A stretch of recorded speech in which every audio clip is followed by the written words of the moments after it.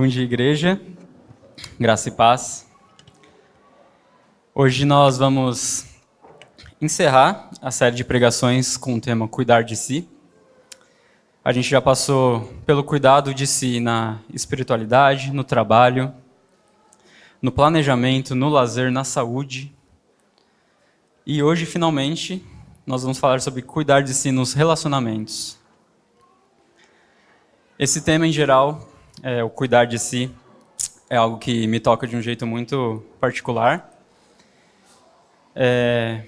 No carnaval do ano passado, eu estava conversando com uns amigos, uma conversa do coração, e eu compartilhei com eles a minha dificuldade de cuidar de mim.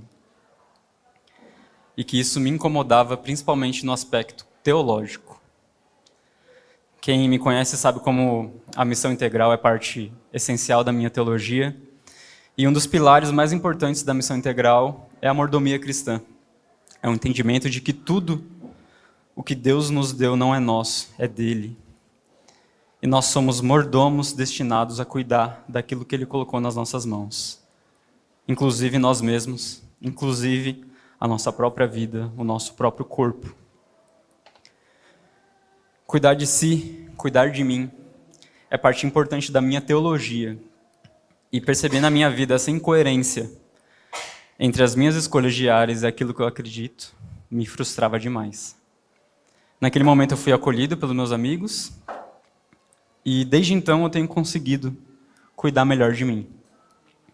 Com altos e baixos, mas sempre tentando, né?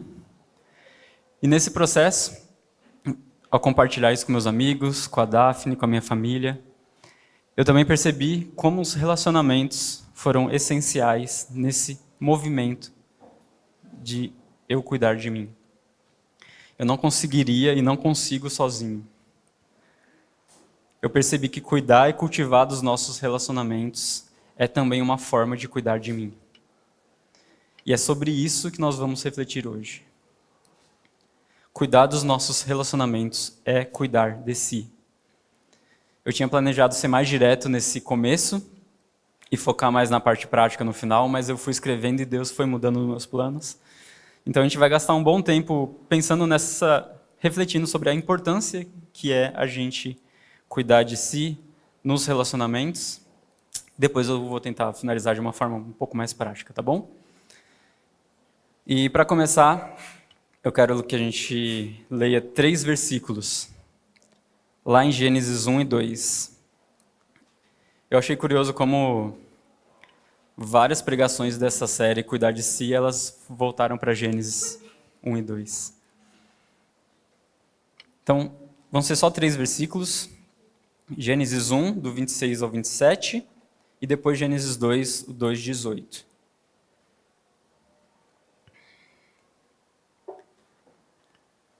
Gênesis 1, 26 e 27.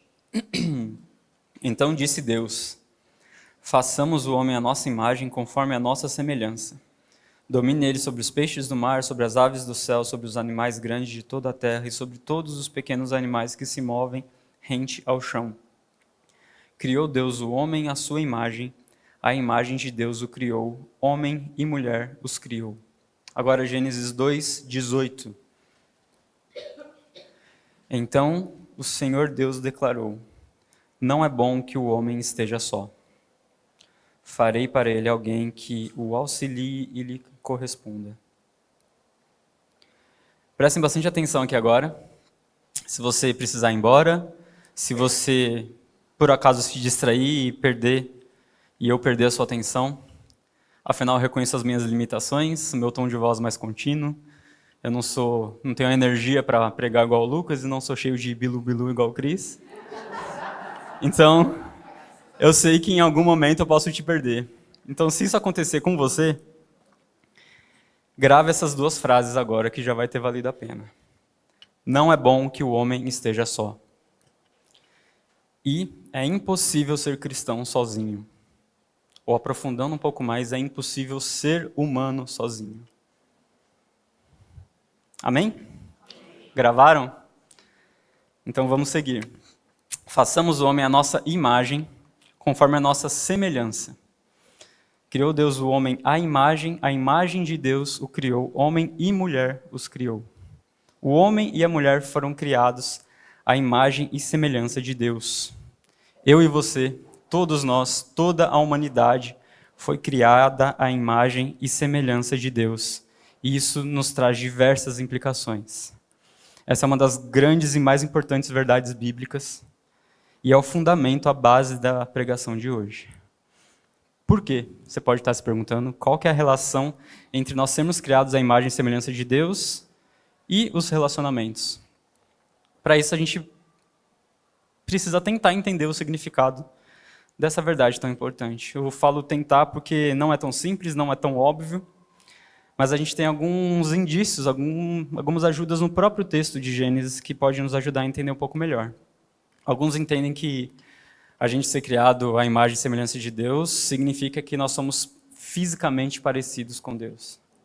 Outros entendem que isso significa que, diferente dos animais, nós humanos temos um senso moral natural dentro de cada um de nós. Outros ainda entendem que o nosso raciocínio lógico, a nossa capacidade criativa, também são sinais da imagem de Deus em nós. Não que essas respostas sejam erradas, mas olhando para o texto e para o que Deus fala sobre a humanidade, depois de ter criado a humanidade à sua imagem e semelhança, a gente tem alguns indícios mais fortes. E aí eu gostaria de destacar 2 pontos no próprio texto. No Gênesis 1, 26, então, disse Deus, façamos o homem à nossa imagem, conforme a nossa semelhança, domine ele sobre os peixes do mar, as aves do céu, os animais grandes, etc. Domine. A humanidade foi criada para dominar a criação. Isso é usado de forma totalmente equivocada por aqueles que defendem que a gente tem que explorar de forma irrefreada os recursos naturais, a natureza, etc. Isso vai no sentido completo oposto da recomendação de Deus aqui. Porque ao nos colocar nessa posição de dominadores da criação, Deus nos coloca como seus representantes aqui na Terra. Nós somos representantes de Deus refletindo a sua glória. Ou seja, esse domínio deve ser feito como Deus faria. E o domínio de Deus não é feito através de exploração e nem de destruição, mas através do amor, do cuidado e do serviço. Esse é um dos significados da gente ser criado à imagem e semelhança de Deus, que a gente pode ver aqui no texto. Nós somos representantes de Deus aqui na Terra. E o outro ponto que eu quero destacar, que a gente vai gastar mais tempo, aqui, voltando para o texto, está lá em Gênesis 2, 18. Então o Senhor Deus declarou, não é bom que o homem esteja só. Não é bom que o homem esteja só. Sim, isso remete ao casamento. Mais para frente no texto fica claro isso. Mas não se refere apenas ao casamento. É muito curioso que durante todo esse relato da criação em Gênesis 1, a gente vê Deus reagindo ao que ele fez sempre de forma positiva. Ao final de cada dia, e viu Deus que isso era bom. Deus não erra, tudo o que ele faz é bom. Mas em Gênesis 2 aqui, um pouco mais detalhado, mostrando como foi a criação do homem e da mulher, em meio a tantos e Deus viu que era bom, o que a gente vê aqui? Não é bom. Não é bom que o homem esteja só. Isso quer dizer que Deus errou? Não. Ele com certeza já planejava isso. Mas Deus fez questão de deixar aqui registrado. Não é bom que o homem esteja só. Não é bom que o homem, criado à nossa imagem, à nossa semelhança, esteja só. Nossa imagem, nossa semelhança. Como assim, nossa?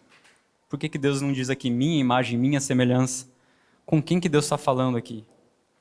A gente aprendeu que não existe a palavra trindade na Bíblia, em nenhum lugar na Bíblia. Mas eu acho que se a gente ler esse texto aqui 3 vezes bem rápido, em algum momento vai aparecer ali trindade. Esse nós aqui representa o Deus Pai, Deus Filho e Deus Espírito. É o nosso Deus trino, 3 em 1. Eu não vou tentar explicar como isso funciona, afinal já se passaram milhares de anos e ninguém na história da igreja conseguiu explicar de forma exaustiva e satisfatória essa dinâmica, e não vai ser eu que vou conseguir hoje. Mas tem algumas metáforas que ajudam a gente a entender um pouco melhor como isso funciona. Vocês já ouviram falar do termo economia da Trindade? É uma metáfora que foca nas funções de cada pessoa da Trindade e como elas se revelaram no correr da história. A gente cantou isso hoje. Por exemplo, o Pai que envia o seu Filho. O Deus Filho que encarna, vive no nosso meio, morre e ressuscita, trazendo redenção para a humanidade. E o Deus Espírito que aplica essa salvação nas nossas vidas, nos lembrando das palavras de Jesus, nos convencendo do nosso pecado e trabalhando pela nossa santificação. Cada um com seu papel, operando suas funções numa relação harmoniosa e em perfeita união. A economia da Trindade. E a segunda metáfora, que nos ajuda a entender um pouco melhor essa dinâmica da Trindade, agora não focada nas funções, mas na relação deles. E eu espero não escandalizar ninguém aqui, mas ela é chamada por C.S. Lewis e Tim Keller de A Dança da Trindade. Quem é da fonte há mais tempo vai se lembrar, né, Cris? Do acampamento lá em 2017, Ricardo Bitum pregando. E eu nunca vou me esquecer da belíssima descrição que ele fez dessa relação entre as pessoas da Trindade. Quem quiser ouvir, a gente tem o áudio dessa pregação, pode me procurar que eu mando. O Pai que ama e se submete ao Filho e ao Espírito. O Filho que ama e se submete ao Pai e ao Espírito. E o Espírito que ama e se submete ao Pai e ao Filho. Os três nessa relação dinâmica e contínua de amor e submissão uns aos outros, numa união perfeita e harmoniosa, como se fosse uma dança. Mas o que isso tem a ver com a gente? Com a criação, com a humanidade ter sido criada à imagem e semelhança de Deus. Tem a ver porque nós vemos na Bíblia inteira que o nosso Deus é um Deus relacional. Deus não virou relacional na criação, antes da fundação do mundo, antes de existir tempo, história, humanidade, trabalho, casamento, igreja. O Pai, o Filho e o Espírito já viviam numa comunhão perfeita. Relacionamento não é só um detalhe de Deus, é parte de quem Ele é. Deus não é solidão, Deus ele é relação. E nós, criados à imagem e semelhança de Deus, também somos seres relacionais. Essa é uma das principais marcas que nós temos em nós, por termos sido criados à imagem e semelhança de Deus. Nós somos seres relacionais, todos nós. Não é bom que o homem esteja só, não é bom que a mulher esteja só. E isso não é só sobre casamento, que de fato é uma das representações mais importantes sobre essa relação de amor e submissão mútua, mas não é só sobre isso. É sobre a humanidade, é sobre a nossa identidade. Nós precisamos uns dos outros para ser. Deus não nos criou para a solidão. E sabe qual que é a melhor notícia disso tudo? Nessa manhã, meu irmão, minha irmã, Deus te convida a fazer parte dessa dança. Essa dança que representa uma relação perfeita e contínua de amor e submissão entre as pessoas da Trindade. Nós somos convidados a fazer parte dela. Essa é uma das grandes sacadas dessa metáfora, porque ela termina perguntando: e você? Você vai ficar de fora dessa dança?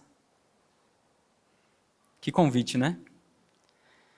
Depois dessa, se o pessoal do louvor puxar um sing-out, cantar do Ron Canoli aqui, vai virar uma festa, vai todo mundo começar a dançar. O Lucas vai puxar um trenzinho para não ficar de fora. Vai ser um auê só. Brincadeiras à parte, esse convite é real. É real. É claro que a gente não está falando de uma dança literal aqui, mas no ato da criação, ao criar o homem e a mulher, a sua imagem e semelhança, Deus convida a humanidade a se juntar a essa dança. Ao enviar seu Filho Jesus para nos salvar, novamente Deus nos convida a fazer parte dessa dança. Ao enviar o Espírito Santo para fazer morada dentro de nós, mais uma vez, Deus nos convida a fazer parte dessa dança. Dessa relação perfeita, harmoniosa e contínua de amor e submissão uns aos outros. Você vai mesmo ficar de fora? Deus é um Deus relacional e nós, criados à sua imagem e semelhança, também somos seres relacionais. Nós precisamos uns dos outros. E agora eu queria que você parasse e pensasse um pouco. Quais são as relações que você tem? O Daniel Guanais, eu esqueci de trazer o livro aqui, que a gente está baseando as pregações. Ele organiza essas relações em 3 grupos. Ele fala do casamento, da família e das amizades. Pense aí consigo mesmo, dentro desses grupos, quem são as pessoas que Deus colocou na sua vida?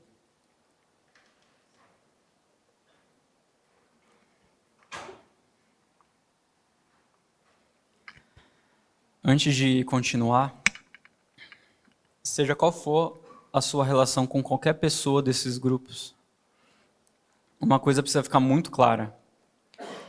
Nenhuma relação humana vai te fazer realmente feliz.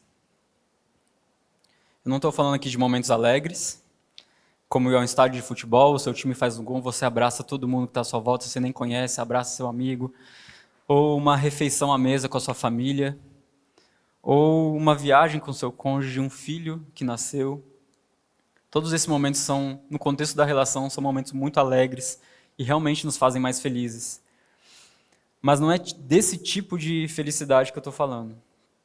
Eu estou falando daquela felicidade última que dá sentido à nossa vida. Daquele sentimento de contentamento que apenas Jesus pode nos trazer. Essa felicidade última que traz contentamento e sentido para a nossa vida, nenhuma relação humana vai te dar. Eu lembro que uma vez eu estava pregando num acampamento de jovens na minha antiga igreja, eu já estava na fonte, e eles me chamaram para pregar. E a maioria deles era solteiro, e aí eu soltei essa. Não é o casamento que vai te fazer feliz. Antes de tudo, busque contentamento em Cristo, e deixe que Ele cuide do resto. Aí, pela liberdade que eles tinham comigo, alguém no meio da pregação falou: para você é fácil falar, você já é casado. Eu lembro que na hora eu fiquei sem saber o que responder, eu acho que eu ignorei.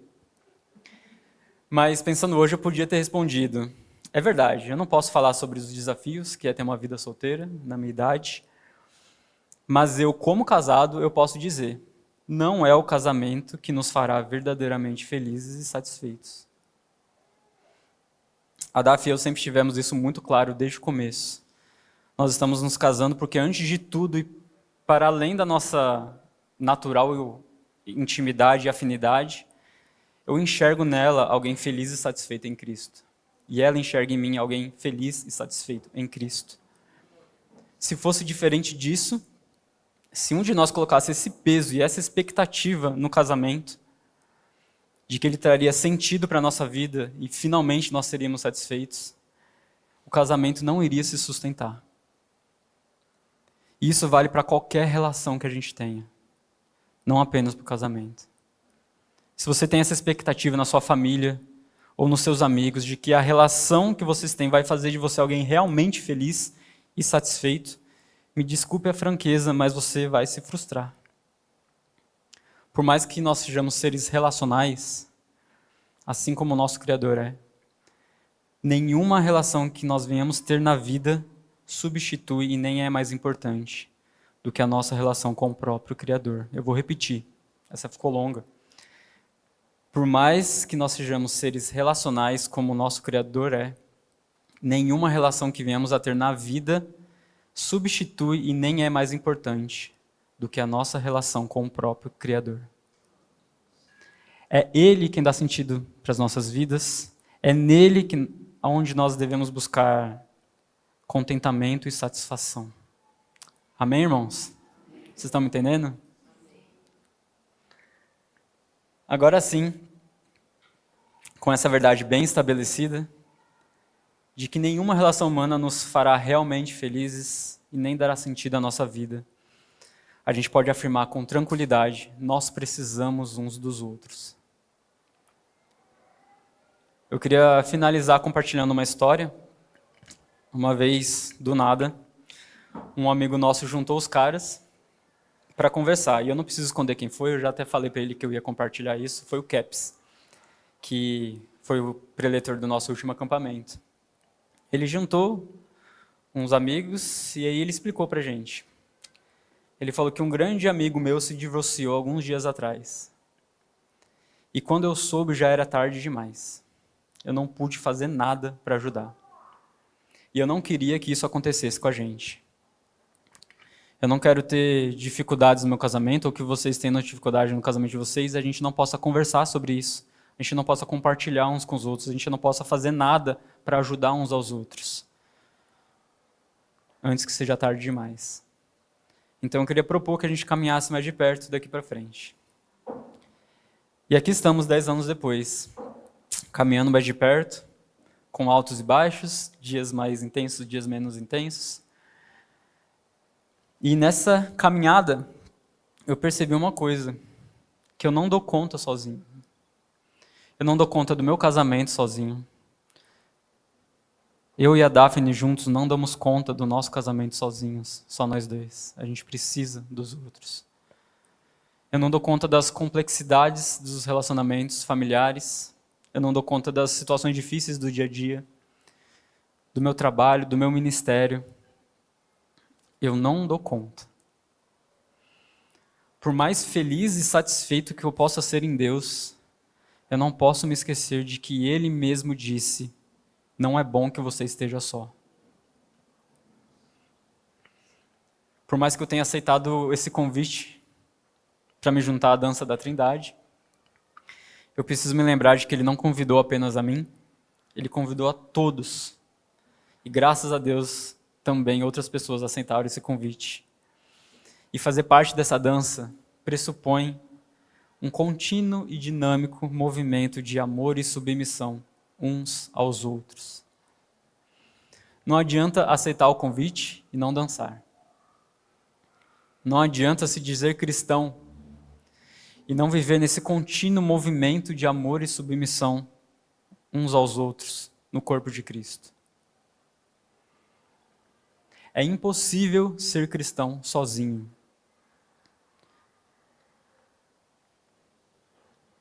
É impossível ser humano sozinho. E isso nos leva de volta ao começo. Façamos o homem à nossa imagem. É façamos, não é faço. Um Deus que em si mesmo ele é comunhão, o Pai, o Filho e o Espírito. Ele cria a humanidade com essa marca da comunhão. A imagem de Deus em nós não é só capacidade moral ou inteligência ou criatividade, é também natureza. Nós fomos feitos para a relação. Por isso Gênesis 2:18 não é apenas um detalhe do texto, é uma declaração profunda daquilo que a gente é, de quem nós somos. Não é bom que o homem esteja só. Não é só sobre casamento, não é só sobre o Adão, é sobre a humanidade, é sobre a nossa identidade. É como se Deus dissesse: a solidão não combina com a minha imagem em você. E aí a metáfora da dança da Trindade ganha chão. Se Deus é essa dança perfeita de amor e submissão, e Ele é, e se nós fomos feitos à imagem e semelhança dEle, e nós somos, então o convite de Deus para nós é esse: não fique apenas de lado olhando. Entre nessa dança. E entrar nessa dança na prática é aprender a viver como o corpo de Cristo. Perto, presente, caminhando junto. Então, para finalizar, primeiro, olhe para fora. Pense menos em você e pense mais no outro. Esteja atento. Se você perceber alguém sozinho, meio sumido, meio calado, meio na dele, lembre-se, não é bom que essa pessoa esteja só. Isso não é só sobre hoje, não é sobre um culto, não é sobre domingo, mas é sobre uma vida, sobre caminhar lado a lado. Segundo, olhe para dentro. Se você tem se sentido solitário, cansado, carregando coisa demais, está pesado, não espere antes que seja tarde demais. Não fique esperando que venham atrás de você. Vai atrás. Chama os caras, chama as minas. Marca um café. Fala: eu estou precisando. Isso não é fraqueza, isso é viver o cristianismo. É ser aquilo que Deus nos criou para ser, seres relacionais. E agora, para todo mundo, quem são as pessoas que têm caminhado mais de perto com você? O cônjuge, família, amizades. Quem são essas pessoas? Reflita nessa manhã de forma sincera. A sua dedicação a esses relacionamentos tem sido proporcional à importância que você diz que eles têm? A sua dedicação a esses relacionamentos tem sido proporcional à importância que você diz que eles têm para você? Falar é fácil, se dedicar é difícil. E hoje nós estamos sendo convidados, convocados a nos dedicarmos às nossas relações. Porque no fim é isso. Cuidar dos outros e cuidar das nossas relações é também uma forma de cuidarmos de nós mesmos. Ninguém foi criado para a solidão. Amém? Que a Igreja Batista Fonte de Sicar seja esse lugar, um espaço de relacionamentos saudáveis e significativos, marcados por amor e submissão uns aos outros, para a glória de Deus. Amém? Cris, você pode vir orar?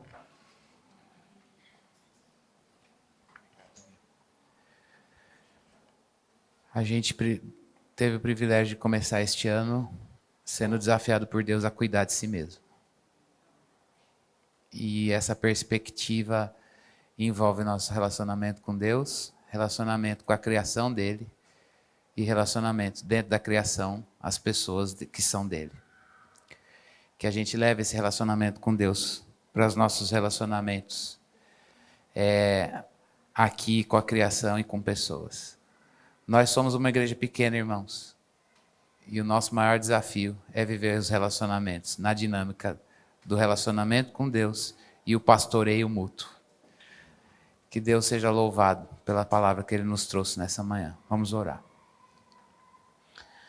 Senhor, obrigado porque o Senhor nos fez relacionais, como assim o Senhor é. Obrigado, Deus, porque o Senhor nos fez a sua imagem e a sua semelhança. Obrigado porque o Senhor nos criou para o relacionamento com o Senhor. Mas o Senhor também nos quer nos relacionando com quem é do Senhor, com as pessoas a quem o Senhor criou. Obrigado, Deus, por essa bênção. Que isso não seja, Senhor Deus, motivo para nós de luta, mas de cura, de crescimento, de consolo, de edificação, de fortalecimento na fé. Que os relacionamentos não estejam no lugar errado no nosso coração. Que eles não estejam no lugar de fonte de felicidade, Senhor, como nós ouvimos hoje. Dá-nos um coração ajustado pelo Teu Espírito. Se há alguém, alguma parte de nós, do meu coração, ou de algum irmão meu aqui, em que relacionamento está posto num lugar, ó Deus, em que ele não dá conta, porque não é Deus. Que o Senhor traga conserto. Ó Deus, mas também se há, ó Deus, relacionamentos negligenciados, desprezados. Se essa área da vida, Deus, não é priorizada como um lugar, um instrumento do Senhor, um lugar que te honra, Senhor Deus, que o Senhor também faça o ajuste. Que os relacionamentos, Deus, estejam no lugar que o Senhor os criou para estar. E eles assim, à luz do relacionamento com o Senhor, da comunhão, de fato promovam a edificação, pastoreio mútuo. Que esta igreja cresça na dinâmica do uns aos outros. Pastoreio um do outro, orar um pelo outro, chorar um com o outro, se alegrar um com o outro, participar da vida um do outro no temor de Cristo, na reverência do Senhor, na dinâmica do teu amor. Deus, que as lutas venham nos unir, que as celebrações também venham nos unir na adoração, que a gente passe, Senhor Deus, pelas estações da vida, um com o outro na tua presença. Tempo de ver criança nascer e tempo de ver o Senhor recolher pessoas para ti. E assim, Senhor, como família, nós possamos aprender a ver o Senhor em cada momento da vida. Aperfeiçoa o teu amor em nós, Deus.